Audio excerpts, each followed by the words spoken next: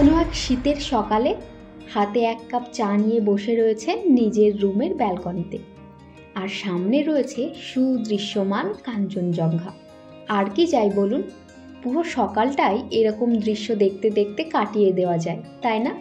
হ্যাঁ, ঠিক এরকমই সিকিমের প্রাকৃতিক সৌন্দর্যে ভরপুর একটি অফবিট জায়গা রিনচেনপং। যারা সিকিমের গ্যাংটকের মতো ভিড়ভাট্টা পছন্দ করেন না, শান্ত নিরিবিলি অফবিট জায়গা খুঁজছেন, তাদের জন্য দুদিন সময় কাটানোর একটি আদর্শ জায়গা এই রিনচেনপং। নমস্কার বন্ধুরা, ফ্ল্যাগশিপ গানের নতুন একটি এপিসোডে আমি মৌমিতা আপনাদের সকলকে জানাই অনেক অনেক স্বাগত। আজকের এই এপিসোডে আমি আপনাদের নিয়ে যাব সিকিমের পাহাড়ের কোলে শান্ত নিরিবিলি একটি গ্রাম, যার নাম রিনচেনপং। সন্ধান দেব দুর্দান্ত লোকেশনে অবস্থিত একটি হোটেলে। সিকিমে অবস্থিত হওয়া সত্ত্বেও সেখানে থাকবে বাঙালিয়ানার ছোঁয়া। তাহলে চলুন ভিডিওটি শুরু করা যাক। পেলিংয়ের হোটেল থেকে চেক আউট করে সকাল সকাল আমরা বেরিয়ে পড়লাম আমাদের লাস্ট সাইট সিন স্কাই ওয়াকের জন্য। সেখান থেকে আমরা একেবারে চলে যাব রিনচেনপং। পৌঁছে গেছি স্কাই ওয়াক, চলুন ভিতরে যাওয়া যাক। এখানে আপনাদের বলে রাখি, এই স্কাই ওয়াকের জন্য টিকিট প্রাইস পড়বে জন প্রতি 50 টাকা। স্কাই ওয়াকের উপরে যাওয়ার জন্য দুটি রাস্তা রয়েছে, একটি সিঁড়ির মাধ্যমে আর একটি স্লোপ দিয়ে। এই স্লোপ থাকার কারণে বয়স্ক যারা আছেন তাদের জন্য অনেকটাই সুবিধা হয়। স্কাই ওয়াকে পৌঁছে গেছি বাবা। হ্যাঁ, স্কাই ওয়াক থেকে এই পিছন দিকে হচ্ছে মন্দির, কুয়াশায় তো কিছুই দেখা যাচ্ছে না, আর এই সামনের দিকে হচ্ছে স্কাই ওয়াকটা। আসো বাবা, মিমো।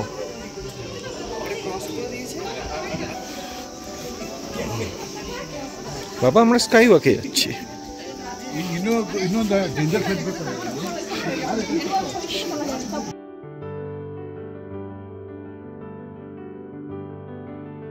সকালে কুয়াশা আর বৃষ্টি হওয়ায় স্কাই ওয়াকটা কিন্তু বেশ স্লিপারি।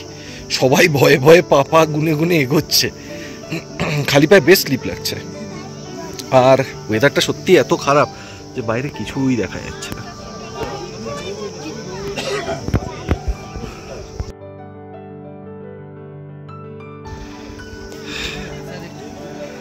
এই জায়গাটা ভালো জায়গা, খুব সুন্দর, কিন্তু আমাদের ব্যাড লাক।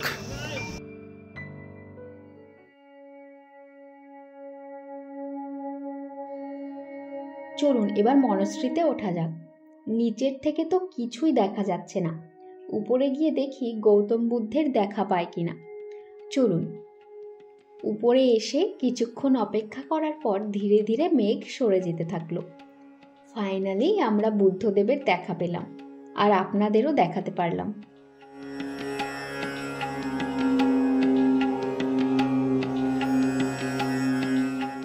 এখন আমরা নিচে নেমে যাচ্ছি।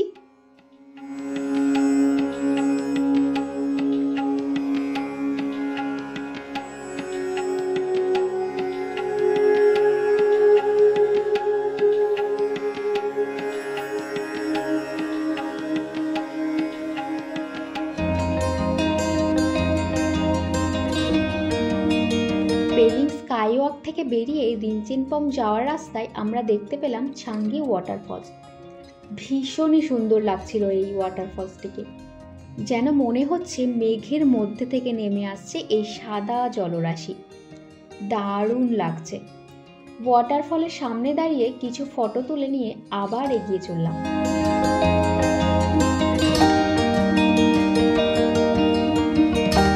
এখন আমরা পৌঁছে গেছি সিংশোর ব্রিজ, যেটি এশিয়ার দ্বিতীয় উচ্চতম ব্রিজ।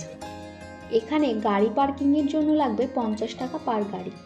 যদিও এই ব্রিজে এখন আমরা উঠতে পারবো না, কারণ এই ব্রিজে এখন কাজ চলছে। এর মেঝেতে কিন্তু বসানো হবে গ্লাস, যেরকমটা আপনারা স্কাই ওয়াকে দেখেছেন। এই ব্রিজের পাশেই রয়েছে একটি মোমোর দোকান, যেখান থেকে আমরা মোমো, তাইপো আর থুকপা ট্রাই করেছিলাম, যেটা বেশ ভালোই লেগেছিল আমাদের।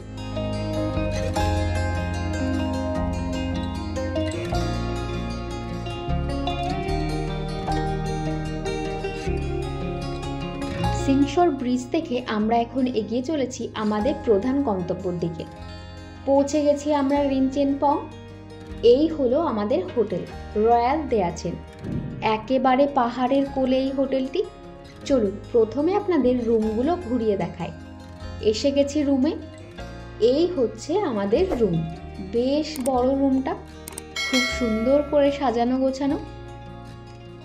আর এই হচ্ছে মেইন আকর্ষণ, ব্যালকনি, যেখানে বসে কাঞ্চনজঙ্ঘার পুরো রেঞ্জটা দেখা যায়। এখন কুয়াশার জন্য দেখা যাচ্ছে না। এদিকে রয়েছে ওয়াশরুম, এটিও বেশ বড়, নিট অ্যান্ড ক্লিন।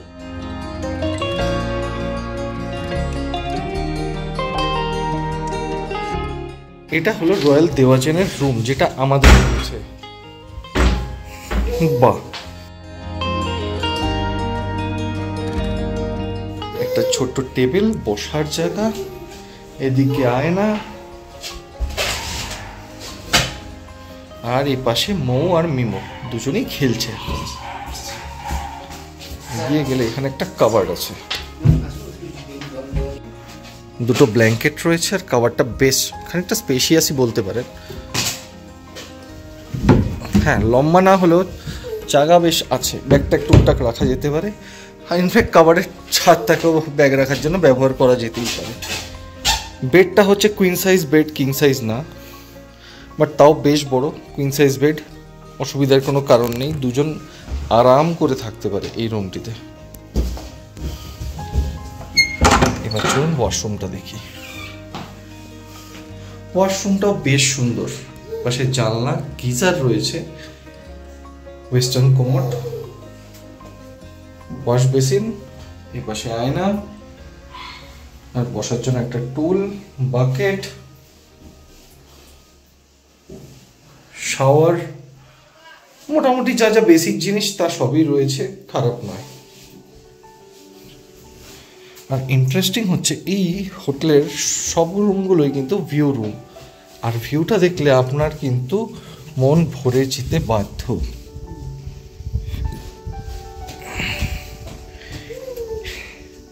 আমাদের দুর্ভাগ্য ফগের জন্য, বাট এইটা কিন্তু পুরোটাই কাঞ্চনজঙ্ঘার রেঞ্জ থাকে।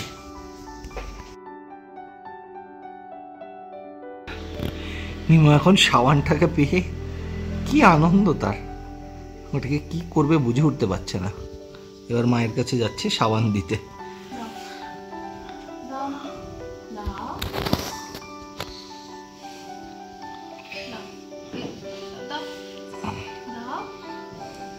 এই বিকেলবেলা এখন আমরা বেরিয়েছি চারিদিকটা ঘুরে দেখতে। শুনেছি এখানে একটি মনাস্ট্রি রয়েছে, সেদিকেই চলেছি। বিকেলবেলা এই শান্ত পাহাড়ি রাস্তা দিয়ে হেঁটে ঘুরে বেড়াতে বেশ ভালোই লাগে।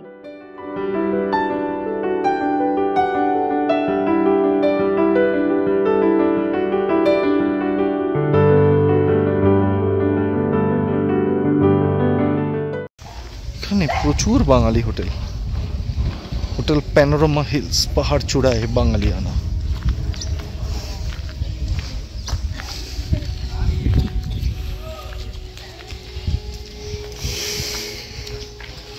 এটাও বেশ সুন্দর, রিংচেংপং নেস্ট হোমস্টে। আমরা পৌঁছে গেছি মনাস্ট্রি। মনাস্ট্রির সামনে দেখতে পাচ্ছি বেশ কিছু হোটেল রয়েছে, তবে রয়্যাল দেয়াচেনের লোকেশন এগুলোর তুলনায় বেটার। পৌঁছে গেছি মনাস্ট্রিতে।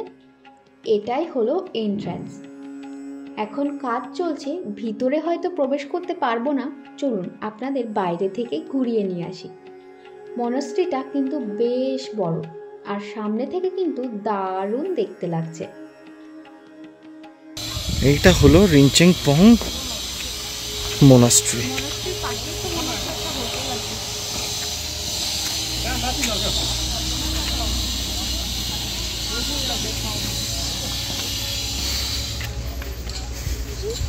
কিন্তু মোনাস্ট্রিতে এই মুহূর্তে কাজ চলছে, জানি না কতটা ঢুকতে পারবো বা কি, তবে চলুন একবার দেখেই আসি।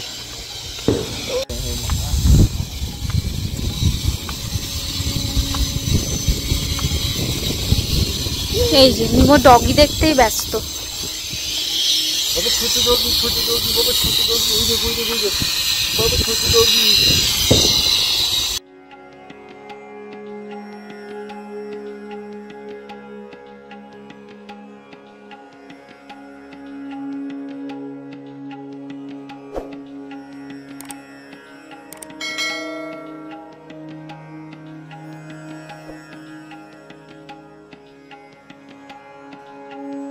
মনশ্রী দেখে এখন আমরা ফিরে গেছি হোটেলে।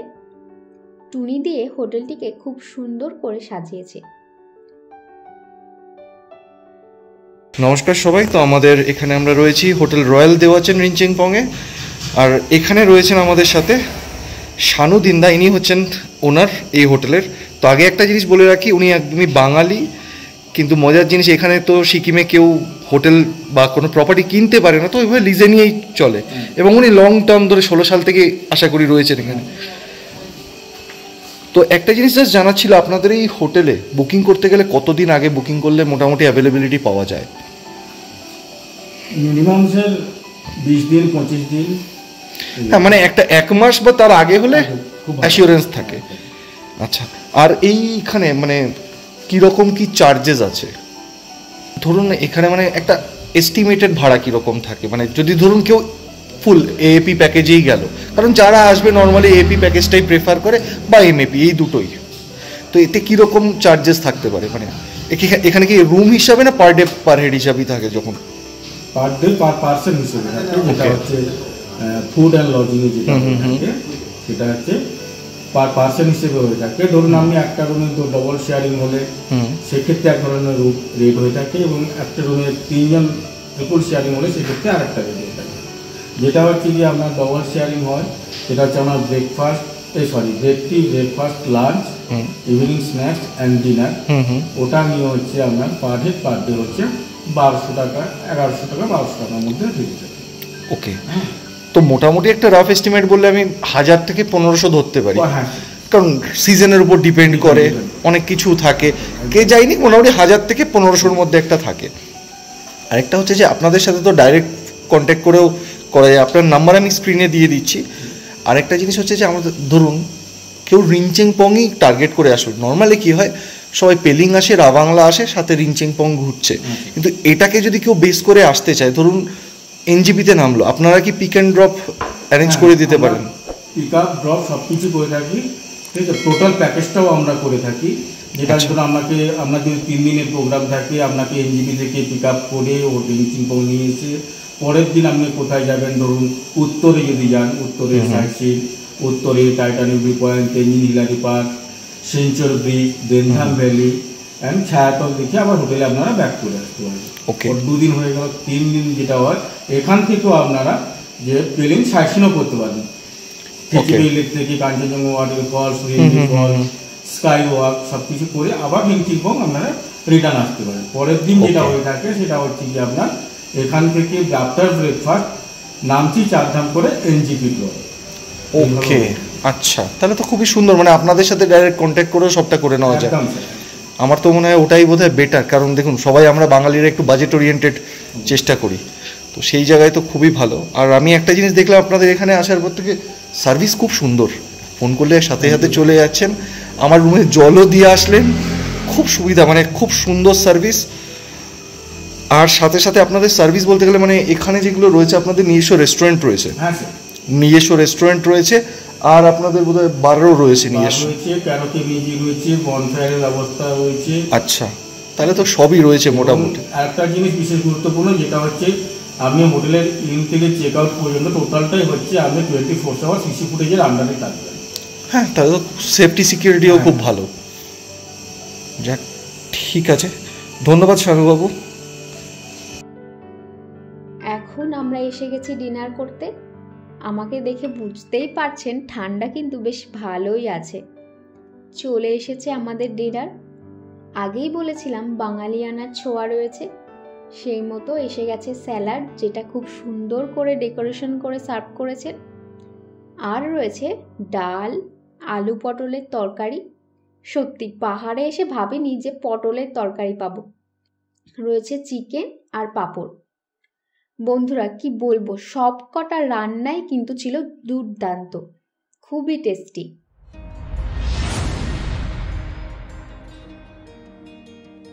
গুড মর্নিং বন্ধুরা, এই সেই মহেন্দ্রক্ষণ, যে সময় আমরা ফাইনালি দেখা পেলাম কাঞ্চনজঙ্ঘার। আমাদের এই পুরো ট্রিপের এতদিনের অপেক্ষা করার পর সেই সময় এসে উপস্থিত হলো, যখন আমরা কাঞ্চনজঙ্ঘার দেখা পেলাম। কথায় আছে, যার শেষ ভালো তার সব ভালো।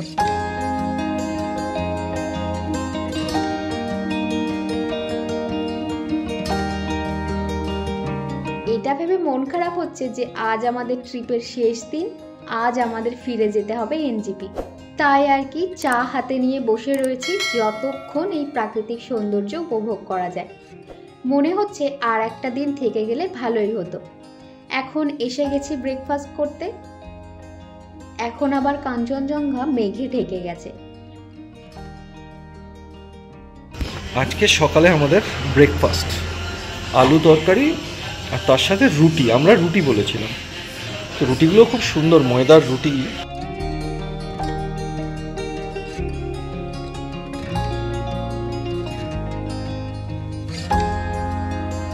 আমরা সকলেই এখন এসে গেছি নিচে। বেরোনোর আগে ওনারা আমাদের উত্তরীয় পরিয়ে সম্মান জানালেন, আর সাথে ছিল একটা করে চকলেট ওয়েফার। এরপর আমরা ওনাদেরকে বিদায় জানিয়ে রওনা দিলাম এনজিপির উদ্দেশ্যে।